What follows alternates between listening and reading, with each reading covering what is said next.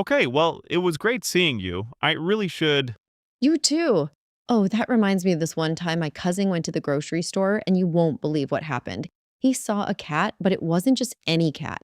Wow, a cat. That's great. Listen, I have to run. Right, right. But this cat had one blue eye and one green eye, and it was wearing a little hat. Hat. Okay, really, I'm late. Hello, and welcome to the Real English Podcast, Work and Life. I'm Sophie. And I'm Michael. And that situation, getting stuck in a conversation, is our topic for today. Yes, have you ever been in a conversation that you needed to leave, but you didn't know how? All the time. You want to be polite, you don't want to be rude, but you have to go. Exactly. So today we are going to teach you 6 practical ways to end a conversation in English without being rude. By the end of this episode, you will feel much more confident and comfortable. So, Michael, why do you think this is so difficult for people? I think there are a few big fears. The number one fear is sounding rude. Nobody wants the other person to think, wow, he doesn't want to talk to me. Right, that's a big one. We worry about hurting their feelings. Another reason is we over-explain. We feel we need a very big, important reason to leave. So we say things like, I'm so sorry, but I have to go home and wash my cat, and then my uncle is visiting, and I need to buy milk. It sounds like you are making up an excuse. Exactly. And sometimes we just don't know the right words. We freeze, and the conversation just keeps going. You're just thinking, how do I stop this? The good news is, it's easier than you think. You just need a few simple tools. That's right. So let's get into our 6 practical ways to end a conversation. Are you ready, Sophie? I'm ready. Let's start. Okay. The first way is simple. Give a reason. This is probably the most common way to end a chat. You just say what you need to do next. The important thing is to keep it short and simple. Right, not a long story. Exactly. For example, you could say, well, I should get back to work. Or another one is, I have to go and make dinner now. Okay, so let's hear that in a mini dialogue. Hey, Sophie, great to see you. How was your weekend? It was good. I went hiking. That sounds fun. Well, I should get back to this email. Talk to you later. See how simple that was? Michael gave a clear, polite reason. It feels natural and friendly. All right. The second method is to check the time. This is a great nonverbal signal that the conversation needs to end soon. You can look at your watch or your phone. A classic move. It really is. For example, you can say, oh, look at the time. I have to go. Or you can say, wow, is it 3 o'clock already? I need to get moving. Okay, let's try that one. And that's why I think the new coffee machine is great. I totally agree. Oh, wow, look at the time. I have a meeting in 5 minutes. I've got to run. Okay, no problem. Good luck. Sophie, this works because looking at the time is a universal signal. Everyone understands it. It prepares the other person that the end is coming. Michael. Okay, moving on to our third way. Use a wrap-up line. These are phrases that signal the conversation is finishing. Sophie, like a conclusion. Michael. Exactly. For example, a great one is, anyway, I'll let you go. This one is very polite because it sounds like you are doing them a favor. Another good one is simply, all right then, and then you can add your reason. Sophie, okay, let's hear it. Michael. Though I'm really looking forward to my vacation next month. That sounds amazing. Anyway, I'll let you get back to your work. Thanks, Sophie. Chat soon. I love these wrap-up lines because they're soft. They're like a gentle warning that the conversation is over. Very true. Our fourth way is to mention a future connection. This shows you enjoyed the conversation and want to talk again, even though you have to leave now.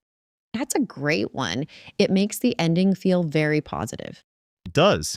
You can say something like, let's catch up properly next week. Or more simply, talk to you later. All right, a dialogue. I have to get going, but it was great to hear about your project. You too. Let's talk more about it at lunch tomorrow. Perfect. See you then.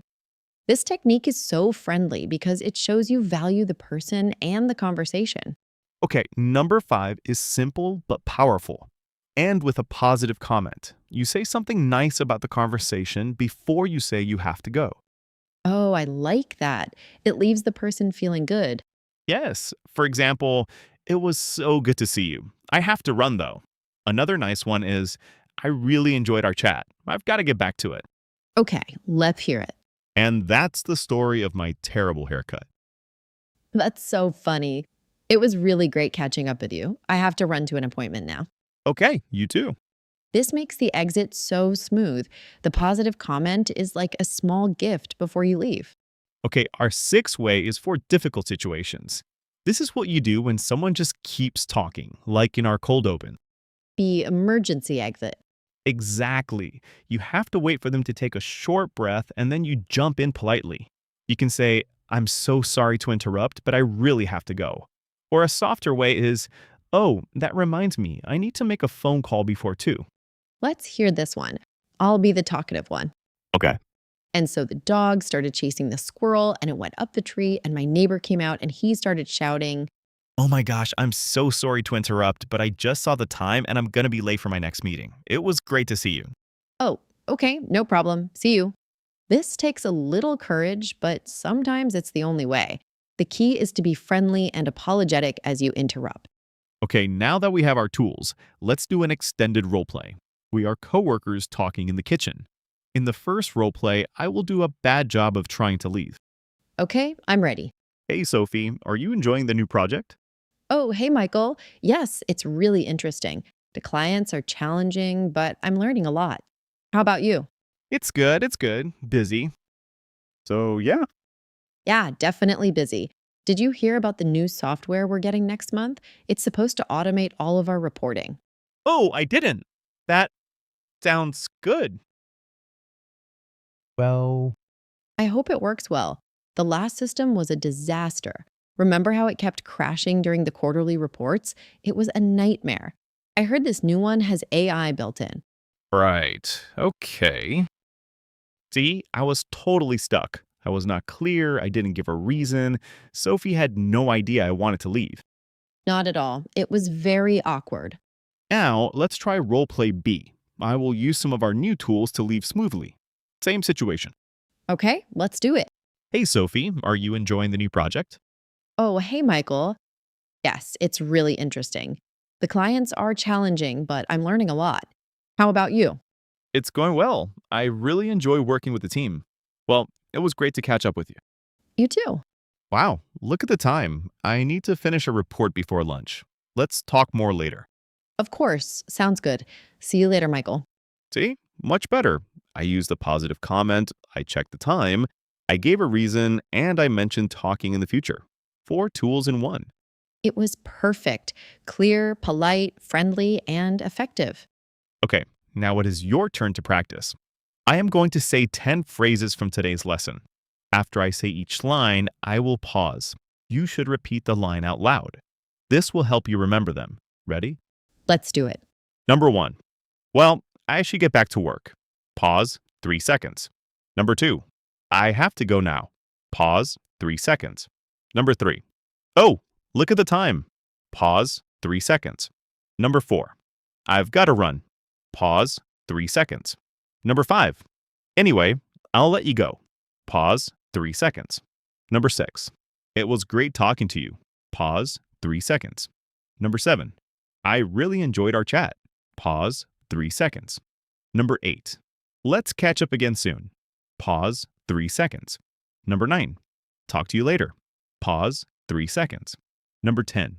I'm sorry to interrupt, but I have to go. Pause, 3 seconds. Great job, everyone. Practice those, and you will feel so much more confident. Well, that is almost all the time we have for today. Let's do a very quick summary. Sophie, what is the most important thing to remember? The main lesson is to be polite, short, and clear. You don't need a long excuse. A simple, friendly phrase is all you need to exit gracefully. That's perfect. Polite, short, and clear. Thank you so much for listening to the Real English Podcast. If you enjoyed this episode, please subscribe so you don't miss our next one. And we have a question for you. Please leave a comment and tell us, what do you find hardest about conversations in English? We would love to hear from you. Until next time, keep practicing. Bye for now.